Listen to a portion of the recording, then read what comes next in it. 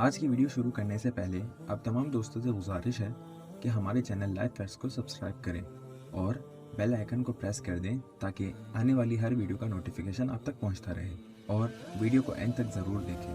ایک بادشاہ کی شادی کو عرصہ ہو گیا مگر گھر میں ولی عہد کی کمی ہی رہی، تو اس نے سلطنت کے کونے کونے سے اپنے اور اپنی ملکہ کے علاج معالجے کے لیے حکیم بلوائے۔ مقدر میں لکھا تھا اور اللہ نے ملکہ کی گود ہری کر دی۔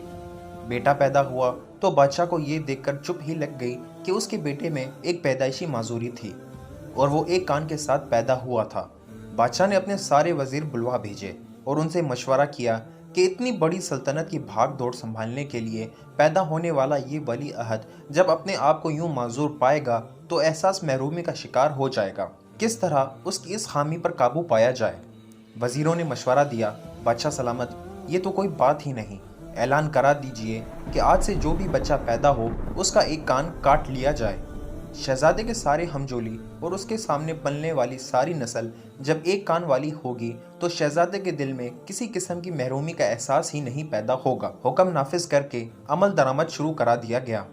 اگلے 10 سالوں میں مملکت میں ایک کان والی نسل دیکھنے کو ملی اور لوگ اس عادت اور تقلید میں رچ بس گئے۔ ایک بار کہیں سے گھومتا پھرتا بھولا بھٹکا ایک نوجوان اس مملکت میں آ ٹپکا۔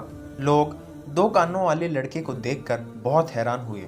بچے اس عجیب الخلقت نوجوان کے پیچھے پڑ گئے اور 2 کانوں والا کہہ کر چھیڑتے۔ اس نوجوان کو بھی اپنا آپ ایک عجوبہ لگنا شروع ہو گیا۔ تاکہ وہ ان لوگوں میں تماشا بن کر نہ رہے، اس نے اپنا ایک کان ہی کٹوا لیا۔ کیا ایسا ممکن ہے کہ پوری کی پوری خلقت ہی ایسی عقلی معذوری بن جائے؟ جی، انسانی تاریخ میں ایسا ہزاروں بار ہو چکا ہے۔ لوگوں کی اسی کچ فہمی اور ٹیڑھی عقلی معذوری کے لیے ہی تو اللہ سبحانہ و تعالیٰ بار بار اپنے نبی بھیجتے تھے۔ جیسے سیدنا ابراہیم علیہ السلام کی پوری قوم شرک کی معذوری کا شکار تھی۔ ایک اکیلے ابراہیم علیہ السلام ان کو بہت ہی عجیب دکھائی دیتے تھے۔ سیدنا لوط علیہ السلام کی پوری قوم فطرت کی مخالف سمت میں چلنے والی تھی۔ ایک اکیلے لوط علیہ السلام ان میں عجیب دکھائی دیتے تھے کیونکہ وہ ان جیسا کام نہیں کرتے تھے۔ سیدنا شعیب علیہ السلام کی پوری قوم سود اور چور بازاری میں ایسی مبتلا تھی کہ ان میں اکیلے شعیب علیہ السلام بہت ہی انوکھے نظر آتے تھے۔ دیکھیے، فقہ میں ایک بنیادی اصول یہ ہوتا ہے کہ سب لوگوں کا کسی ایک بات پر متفق ہو جانا اسے حلال نہیں بنا دیا کرتا۔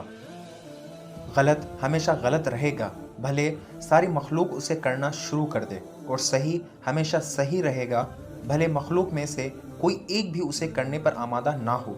بات کان کٹوا لینے کی نہیں ہے۔ اگر آپ کو یقین ہے کہ آپ ٹھیک ہیں تو پھر ان کو راضی کرنے کے لیے اپنے سچ سے نہ پھرو۔ اگر وہ اپنے غلط پر شرمندہ نہیں ہے تو آپ کیوں اپنے ٹھیک ہونے پر شرماتے ہیں؟ ذرا سوچئے۔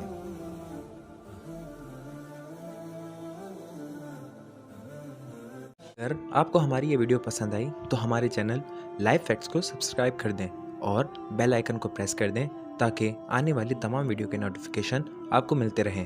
اللہ حافظ۔